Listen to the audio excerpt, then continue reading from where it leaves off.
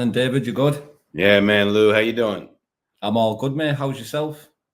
Good, man. Just getting, I got a little sick in Dubai. Just got caught back up. I'm ready to roll, man. Awesome, mate. And congratulations on a successful event over in Dubai. How did you find the event as a whole in the country of Dubai? I think it was amazing. I mean, Dubai was just absolutely amazing to us. The people there were awesome. The sports council, the partners we worked with there, everybody really was unbelievable. It was an unbelievable experience. Great fights. The crowd was it was a decent crowd night one. It was a very good crowd night two, and they just have to get used to what we're doing over there. They weren't as loud as I wanted them to be, but I think next time they're really going to be, because by the end of the second night they were going crazy, and it was a great experience, and we're going back there in November. Yeah, I think they're just starting to build it over that end of the world, because even when Anthony Joshua and that have boxed over there in Saudi Arabia, and that the crowd aren't really like they are in other places, are they just yet? Yeah, man, it is. But I mean, great experience, and like I said, can't wait to go back. Met some people from some other Emirates and some other countries over there that we're going to be going to. So it was a definite win for us. And like I said, we'll be back there. I think it's November 21st, 22nd, 2-day show. We're going to do something a little different. We're going to do we're going to create some teams and do a little bit of a tournament there. It's going to be a pretty cool setup, and we're going to, like I said, we'll announce that when the time comes. That sounds class. And what a roller coaster of a fight the Johnny Tello fight was. Man, unbelievable, right? I mean, the end of the middle of the first round, I'm like, he's going out of there. End of the beginning of the second round, I was like, I actually remember saying to Connor, I said, hey, he's getting knocked out this round. And then the third round, man, it was like like the Rocky theme. You just heard it in your head. It was like bang. Fourth round, fifth round. It was truly unbelievable, man. I take my hat off to that guy. We doubled his purse for him. So he's he's a warrior. He came to fight. Everybody counted him out. He came up 2 weight divisions for that fight, and he still ended up pulling off a victory. So, man, hats off to that guy, man. What a warrior. I think his eye was fully closed in the first round as well. Yeah, man. I mean, look, you can teach people how to throw punches. You can teach people how to turn differently. You can't teach heart, man. You can't teach grit. You can't teach that. You either have it or you don't. Yeah, Nico Gaffey as well made a statement against Brandon Allen, didn't he? Yeah, man. He just, I think he just wanted to show that he belonged, and he certainly showed that he belonged. A lot of people were nervous about Brandon Allen in the 145-pound division, and he just came out there and said, look, man, I'm not having this. And he scored a sensational victory, man. Puts him in a really great spot with BKFC right now. Yeah, and the fight that shocked me the most over the whole weekend was Jess Barger and Hannah Rankin. I did not see that going the way it did.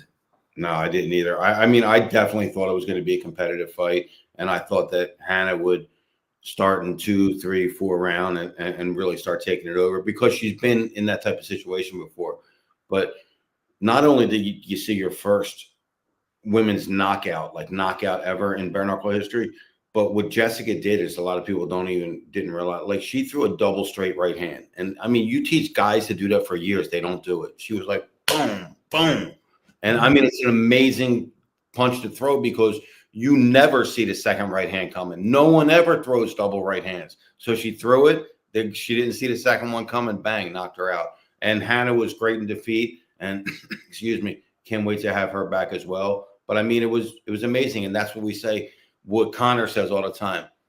This is different. It's not boxing. It's not MMA. This is bare knuckle. It's different. Things change like that. And it did, because Hannah was walking to Jessica, and then bang, bang, good night. Yeah, and lastly on Dubai, I've got to mention him because it was a great fight as well. Britton Hart and Ty Emery. What a warrior Ty Emery is. Sensational. I mean, look. She showed up. She fought hard.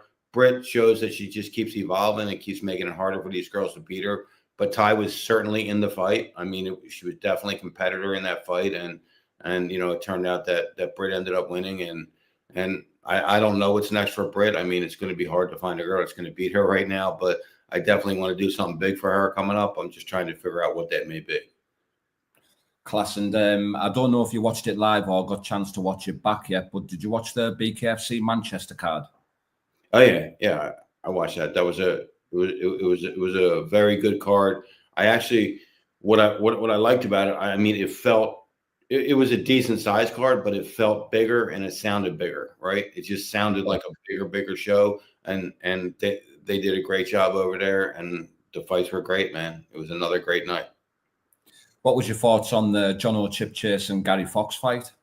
Again, anything can happen, right? Everybody counted out Gary Fox in that fight. They all did. Everybody thought Chip Chase was going to run right through him, and Gary Fox had another thing coming. Now, granted, Chip Chase went up in weight, but it just showed that if you want to win and you really had the will to win, you're going to make it happen, and that's what Gary Fox did. And look, Jonah didn't quit. He did not want to fight.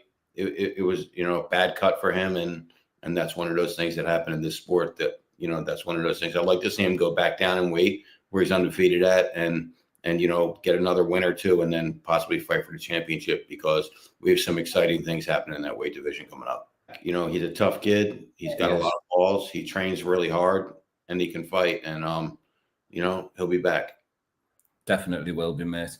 And I'm guessing you've seen the Conor Cook knockout against Stevie Taylor. What a knockout that was. I mean, unbelievable, man.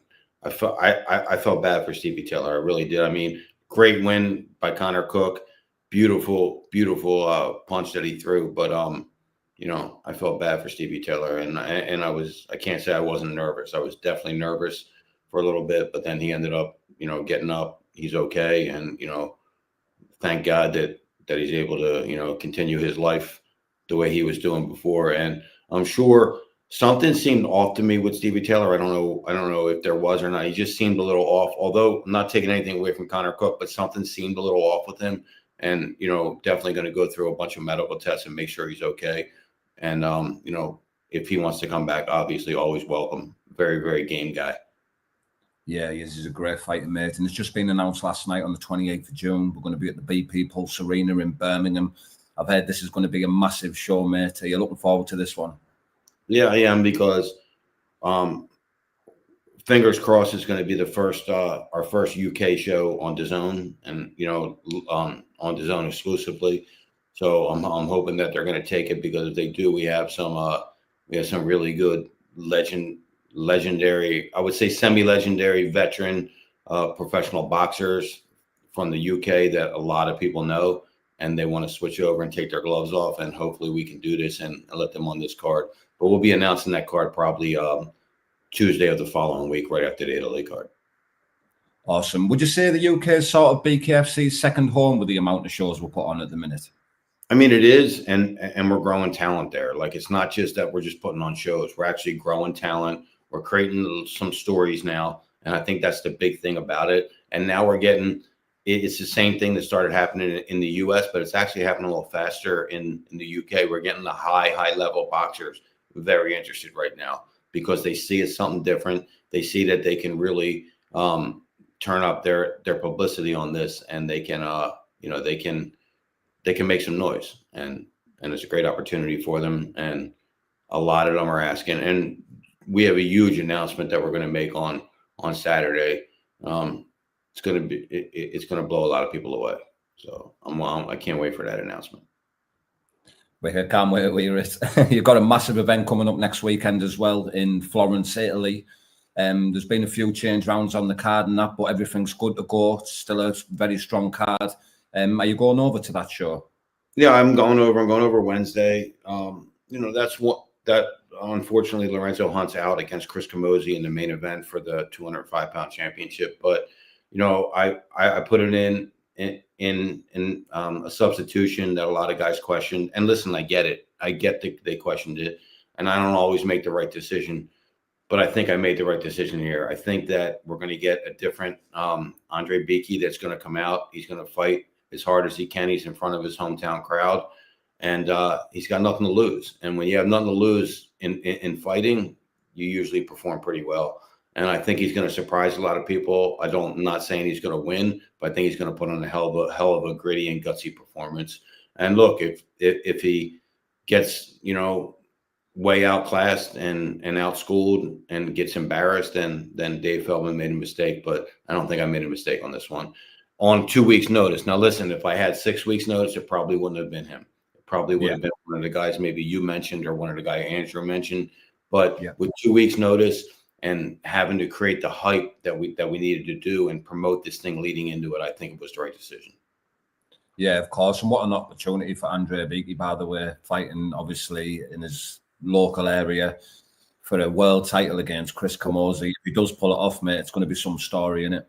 Yeah, I mean, look, again, as we saw last night, as we saw last week, and it changes like that. Like the drop of a dime, anything, one punch changes. A punch that you don't even think is going to do it can do it. And that's what happens. And, maybe he's going to do it, or maybe we're going to have, Chris Camozzi prove that he's extra special, and we'll see. But it's going to be a great card. I'm looking forward to going to Italy. That'll be my first time ever in Italy. And what other way to go there but then to watch a bare knuckle fight. Yeah, I went over there for the press conference that they did in Italy, and it's different, like the buildings and everything. It's like everything's just a museum. The architecture is unbelievable. I heard Florence is beautiful, so can't wait to go. And it's going to be an amazing show. And definitely looking forward to the main event. But I think I'm looking forward to the co-main event more than any fight on that card. I can't wait to see that trilogy with Rico Franco and Jimmy Sweeney making his debut with BKFC. Rico Franco fighting Austin Trout showed that he belongs with the elite in bare knuckle, and Jimmy Sweeney is part of the elite in bare knuckle. So I can't wait for this trilogy match. I really can't. And who knows, right? They're 1-1 going into it, right? So who knows what's going to happen there? But I'm certainly really, really looking forward to that one, and I can't wait to see what happens. Also, we got Hayes Heppy fighting, and we're looking to add some flavor to the heavyweight division, and I think he's going to bring some flavor as well. So definitely looking forward to seeing him. Looking forward to a great partnership with Gabriel over there, and it's going to be a sensational event, and I can't wait to get there. Are you going to be there, Lou, or not? Yeah, well, what it is, with me traveling about filming and doing bits that I've been doing, I've filled my passport, the stamps. So I've sent off for a new passport. It got printed on the 8th. If it's back in time, I'm going. Everything's booked. I just need to print my passport. That's a great problem to have, a bunch of stamps on your passport, man. Yeah, 100%. No thanks to the BKFC, mate. Awesome. Well, thank you for all you do, man. Oh, thank you too, mate. And a huge fight has been announced between former world champion Arnold Adams and the Wrecking Machine, undefeated 7-0 Perdomo, mate. What a fight this is going to be. That's a matchup and a half. Yeah, man, I think, at some time you got to take the step up, and I wasn't sure if this was the right time yet because I wanted to kind of build Perdomo to 10-0, 10 first-round knockouts, and I thought that was going to be a hell of a story in bare knuckle, but we were thinking of a main event for July 12th, and, I just shot it out there to the guys, Arnold Adams, and they all liked it, and then I was like, listen, man, I mean, you got an Arnold Adams who has a chip on his shoulder because he thinks we didn't use him as much after he got beat. So he's going to come out fighting. You got a Leonardo Perdomo who thinks he's invincible.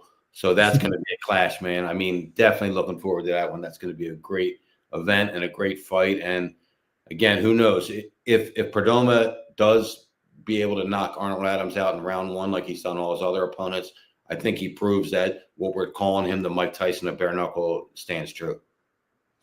What was running through your head when you were on stage with him the other week and was Steve Helios? what was your thoughts when that happened?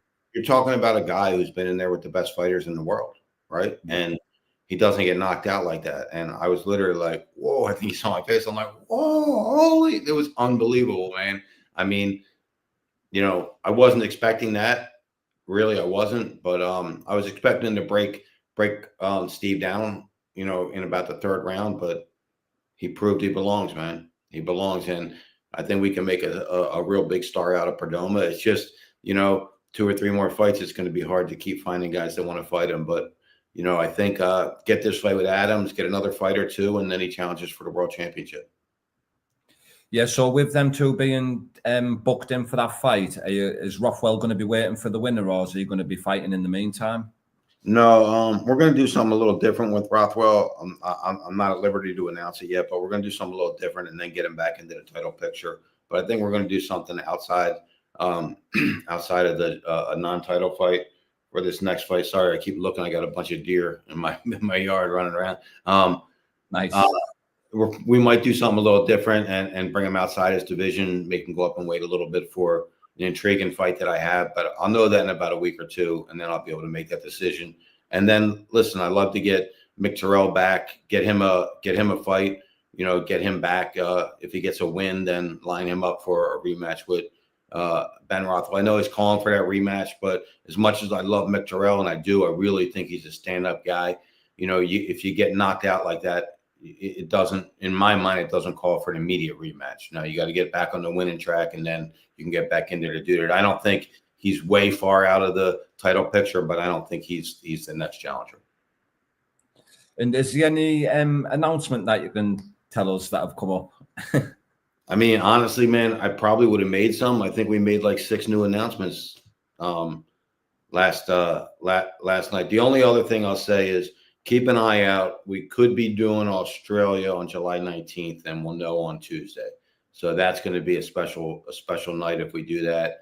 And we got something really special planned there with the Mike Perry comeback if we are able to pull that off, and we'll know probably Tuesday. Awesome, mate. And can we expect to see you and Connor in Birmingham on the 28th?